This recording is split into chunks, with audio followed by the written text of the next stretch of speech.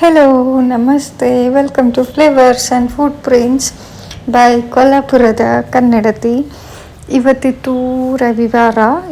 ರವಿವಾರ ಸ್ವಲ್ಪ slow morning start ಆಕೈತಿ, ಸ್ಲೋ ಡೇ ನಮ್ದು. ಸೊ ರವಿವಾರ ನಾನು ಒಂದು ಸ್ವಲ್ಪ ಎದ್ದು ಎಕ್ಸಸೈಸ್ ಮಾಡಿ ಆಮೇಲೆ ಫ್ರೆಶ್ ಅಪ್ ಹಾಕಿ ಸ್ವಲ್ಪ ಪೂಜಾ ಅದು ಎಲ್ಲ ಮಾಡಿ, ಪೂಜಾನೂ ಆಗೋಕೆ ಇವತ್ತೊಂದು ಸ್ವಲ್ಪ ಲೇಟ್ ಆಯಿತು.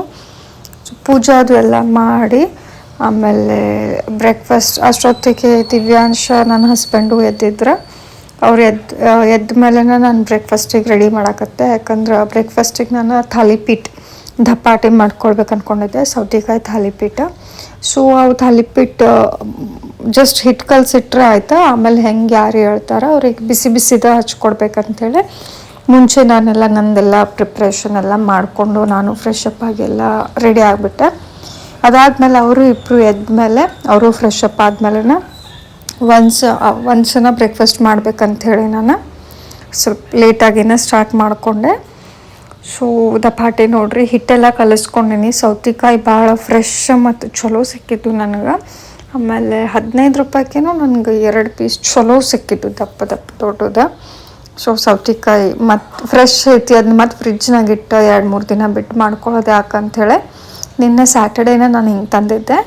ಸೊ ಅದನ್ನ ದಪಾಟೆ ಮಾಡ್ಕೊಳಕ್ತೇನೆ ನೋಡ್ರಿ. ನಂದು ಆ್ಯಕ್ಚುಲಿ ಥಾಲಿಪೀಠ ಇದೇನಿಲ್ಲ, ಇತ್ತಿತ್ಲಾಗ ಒಂದು ಸ್ವಲ್ಪ ಭಾಳ ಫೇವ್ರೇಟ್ ರೆಸಿಪಿ ಆಗ್ಬಿಟ್ಟೈತಿ.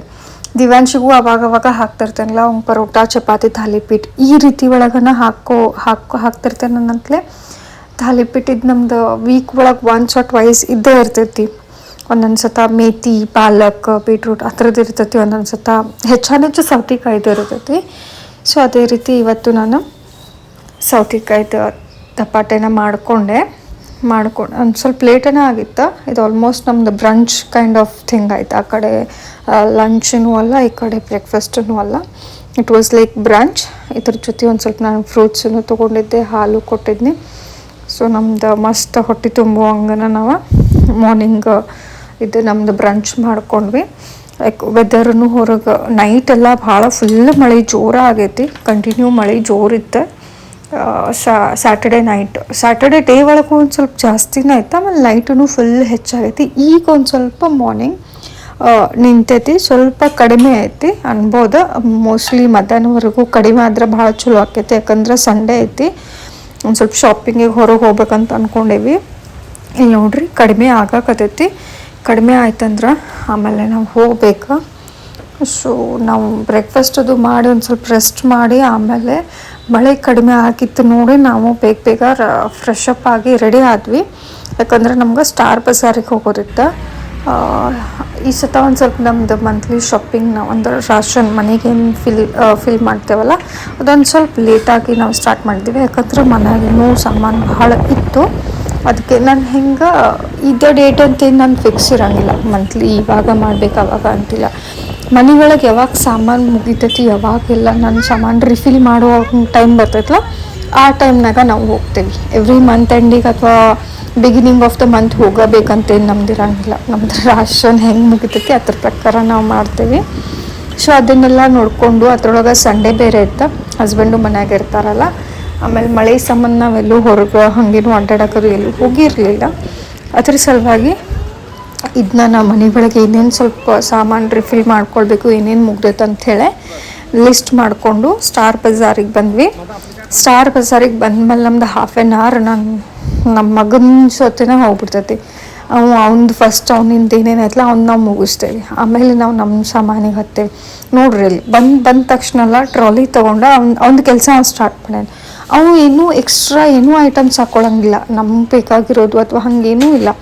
ಅವು ಜಸ್ಟ್ ಬರೋಬ್ಬರು ಹೋಗ್ತಾನೆ. ಈಗಂಕ ಅವ್ನಿಗೆ ರೂಢ ಆಗೈತಿ, ಯಾವ ಸೆಕ್ಷನ್ ಎಲ್ಲೈತಿ, ಎಲ್ಲಿ ಏನೇನು ಸಾಮಾನು ಸಿಗ್ತೈತಿ ಅಂತ ಗೊತ್ತಾಗ್ಬಿಟ್ಟೈತಲ್ಲ. ಸೊ ಬರೋಬ್ಬರು ಅಲ್ಲಿ ಹೋಗ್ತಾನೆ, ಅವ್ನಿಗೆ ಏನು ಬೇಕು ಅದನ್ನಷ್ಟು ಹಾಕ್ಕೊಳ್ತಾನೆ. ಏನೂ ಎಕ್ಸ್ಟ್ರಾ ಚೀಸ್ ಬೈ ಮಿಸ್ಟೇಕ್ಲಿ ನಾವು ಹಿಂಗೆ ಏನರ ಹಾಕ್ಕೊಳ್ತೇವಲ್ಲ ಆ ಥರ ಏನೂ ಹಾಕ್ಕೊಳಂಗಿಲ್ಲ. ಜಸ್ಟ್ ಏನು ಹಾಕ್ಕೊಳ್ತಾನೆ, ಚಿಪ್ಸ್ ಹಾಕ್ಕೊಳ್ಳೋದು, ಚಾಕ್ಲೇಟ್ಸ್ ಹಾಕ್ಕೊಳ್ಳೋದು, ಕಲರ್ ಪೆನ್ಸಿಲ್ಸು, ಸ್ಕೆಚ್ ಪೆನ್ಸು, ಈ ರೀತಿನ ಇಂಥವೆಲ್ಲ ಹಾಕ್ಕೊಂಡು ಅಂಥವೆಲ್ಲ ಮಾಡ್ಕೊಳ್ತಾನೆ. ಬಟ್ ನಾವು ಎಲ್ಲನೂ ತೊಗೊಂಡಿರಂಗಿಲ್ಲ. ಅವ್ನಿಗೆ ಕಣ್ಣು ಮರೆಸಿ ಅವ್ನಿಗೆ ಕಾಣಿಸ್ದಂಗನ ಅವೆಲ್ಲ ಬಿಲ್ಲಿಂಗ್ ಮಾಡಬೇಕಾದ್ರೆ ಸಾಮಾನು ಒಂದು ಸ್ವಲ್ಪ ತೆಗೆದು ಬಿಟ್ಟಿರ್ತೀವಿ. ಸೊ ಅಷ್ಟೆಲ್ಲ ಅವ್ನ ಸಾಮಾನೆಲ್ಲ ಮರೆಸಿ ತೆಗೆದು ಮಾಡಿ ಮನೆಗೆ ನಮ್ಗೆ ಏನೇನು ಬೇಕಲ್ಲ ಅದಷ್ಟನ್ನು ನಾವು ಸಾಮಾನು ತೊಗೊಂಡು ಬಂದ್ವಿ. ಬಂದ ತಕ್ಷಣ ಅವ್ನು ಏನೇನು ತೊಗೊಂಡಿದ್ದಿಲ್ಲ ಅವು ಸಾಮಾನು ಎಲ್ಲದವ ಅಂಥೇಳಿ ಹುಡ್ಕಾಕತ್ತಿದ್ದವ. ಅದನ್ನ ನೋಡಕ್ಕಂತನೂ ಬಂದಿದ್ದವ. ಅವನಿಗೆ ನಾನು ಹೇಳಾಕತ್ತಿದ್ದೆ, ನೀನು ಎಲ್ಲೆಲ್ಲಿ ಇಟ್ಕೊಂಡು ನಿನ್ಗೆ ಗೊತ್ತು ಅಂಥೇಳಿ. ಬಟ್ ಅವ್ನಿಗೆ ಮಾತು ಮರ್ಸಾಕತ್ತಿದ್ವಿ ನಾವು. ಈ ರೀತಿ ಅವನ ಜೊತೆ ರೆಗ್ಯುಲರ್ ಆಗ್ತೈತೆ. ಅವ್ನು ತೊಗೊಳ್ತಾನೆ, ನಾವು ಅದನ್ನೆಲ್ಲ ತೆಗಿತೇವೆ, ಏನು ಬೇಕು ಅದನ್ನಷ್ಟ ತೊಗೊಂಡು ಬಂದಿರ್ತೇವೆ. ಸೊ ಇಲ್ಲಿ ನೋಡ್ರಿ ಅವ್ನ ಕೆಲಸ ನಡೆದೈತಿ, ಎಲ್ಲೆಲ್ಲದವ ಅಂತ ಹುಡ್ಕಾಕತ್ತಾನ. ಬಟ್ ಅದನ್ನೆಲ್ಲ ಅವನಿಗೆ ಮರೆಸಿ ಏನೋ ಕನ್ವಿನ್ಸ್ ಮಾಡಿಸಿದ್ವಿ. ನಾನು ಅದನ್ನೆಲ್ಲ ತಂದಿದ್ದ ಸಾಮಾನೆಲ್ಲ ತೆಗೆದು ಏನೇನು ಡಬ್ಬಾಸ್ ಎಲ್ಲ ಖಾಲಿ ಆಗ್ಯಾವ ಅವನ್ನೆಲ್ಲ ರೀಫಿಲ್ ಮಾಡ್ಕೊಳಕತ್ತಿದ್ವಿ ನಾನು ನನ್ನ ಹಸ್ಬೆಂಡ. ಆಮೇಲೆ ಪ್ರತಿ ಸತ ನಾವು ಪ್ರತಿಯೊಂದು ಐಟಮು ತರಂಗಿಲ್ಲ, ಯಾವ್ಯಾವ ಮುಗ್ದಿರ್ತೈತಲ್ಲ ಅದನ್ನಷ್ಟ ನೋಡ್ಕೊಂಬಂದಿರ್ತೀನಿ. ನಮ್ಗೆ ಯೂಶ್ವಲಿ ರೈಸ್ ಎವ್ರಿ ಮಂತ್ ನಮ್ಗೆ ಹತ್ತಂಗಿಲ್ಲ. ಆಮೇಲೆ ಆಯಿಲನ್ನು ನಾವು ಎವ್ರಿ ಮಂತ್ ತರಂಗಿಲ್ಲ, ಯಾಕಂದ್ರೆ ನಾವು ಆಯಿಲದ್ದು 15 ಲೀಟರ್ದದು ಡಬ್ಬ ಇರ್ತದಲ್ಲ ಅದನ್ನ ತಂದಿಟ್ಕೊಂಡಿರ್ತೀವಿ. ಸೊ ನಮ್ಗೆ 2 ಮಂತ್ 2.5-3 ತಿಂಗಳವರೆಗೂ ಅದು ಬರ್ತದಲ್ಲ. ಅದಕ್ಕೆ ನಾವು ಅಂಥವು ಅದು ನಮ್ಗೆ ಸ್ವಲ್ಪ ಹಿಟ್ಟಿನ ಐಟಮ್ಸ್ ಅಂಥವೆಲ್ಲ ನಮ್ಗೆ ಮಂತ್ಲಿ ಇರೋಂಗಿಲ್ಲ. ಸೊ ಇಲ್ಲಿ ನೋಡ್ರಿ ಸಕ್ರೆ ಒಳಗೆ ನಾನು ಲವಂಗ ಹಾಕ್ಕೊಂಡು ಇಟ್ಕೊಳಕ್ತೀನಿ. ಸೊ ದ್ಯಾಟ್ ಅದಕ್ಕೆ ಯಾವುದೇ ರೀತಿಯಾದ ಇರ್ವಿ ಅದು ಹಿಂಗೆಲ್ಲ ಬರೋಂಗಿಲ್ಲ ಅಂತೇಳಿ. ಮಸಾಲೆ ಡಬ್ಬ ಅದು ಎಲ್ಲ ಫಿಲ್ ಮಾಡಿಕೊಂಡು ಎಲ್ಲ ಮುಗೀತು. ಲೈಟಾಗಿ ಒಂದು ಸ್ವಲ್ಪ ಹೊರಗನ ನಾವು ತಿನ್ಕೊಂಡು ಬಂದಿದ್ವಿ. ಸೊ ನಮ್ದು ಮತ್ತೇನು ಅಡುಗೆ ಮಾಡೋ ಅವಶ್ಯಕತೆ ಇರಲಿಲ್ಲ. ಬರೋದ್ಕನ ನಾನೇನೋ ಆರ್ಡರ್ ಮಾಡಿದ್ನಿ, ಅದೊಂದು ಪಾರ್ಸೆಲ್ ಬಂದಿತ್ತು. ಅದೇನಂತ ನೋಡಾಕ್ತೇನೆ. ಇದು ಆ್ಯಕ್ಚುಲಿ ನಾನು ಭಾಳ ದಿವಸ ಆಗಿತ್ತು, ನಾನು ಅದನ್ನ ಇದು ಆರ್ಡರ್ ಮಾಡಿದ್ದನ್ನು ನನಗೆ ನೆನಪಿರಲಿಲ್ಲ, ಅಂದರೂ ಅದು ಬಂತು. ಸೊ ಏನಾಯ್ತು ಅಂತೇಳಿ ಚೆಕ್ ಮಾಡಾಕ್ತಿದ್ನಿ. ಕ್ಲಿಪ್ ಇತ್ತು ನನಗಿದು 170 ರುಪೀಸಿಗೆ ಇವು 4 ಕ್ಲಿಪ್ ಬಂದಿತ್ತು ನೋಡ್ರಿ. ಕ್ವಾಲಿಟಿ ಏನೋ ಓಕೆ ಇತ್ತು, ಬಟ್ ನಂಗೆ ಯಾಕೋ ಸ್ವಲ್ಪ ಕಾಸ್ಟ್ಲಿ ಅನಿಸಿತ್ತು. ಇಲ್ಲಾಂದ್ರೆ ಹೊರಗೆ ನಂಗೆ 50 ರುಪೀಸಿಗೆ ಈಚ್ ಬೀಳ್ತಿತ್ತು. ಇಟ್ಸ್ ಓಕೆ ಅಂಥೇಳಿ ಎಲ್ಲ ಇಟ್ಕೊಂಡೆ. ಸೊ ಇಷ್ಟಕ್ಕೆ ಇವತ್ತಿನ ವ್ಲಾಗ್ ಮುಗಿಸ್ತೀನಿ, ಆಲ್ರೆಡಿ ನೈಟ್ ಆಗೈತಿ. ಸೊ ಚಲೋ, ಥ್ಯಾಂಕ್ ಯು, ಬಾಯ್.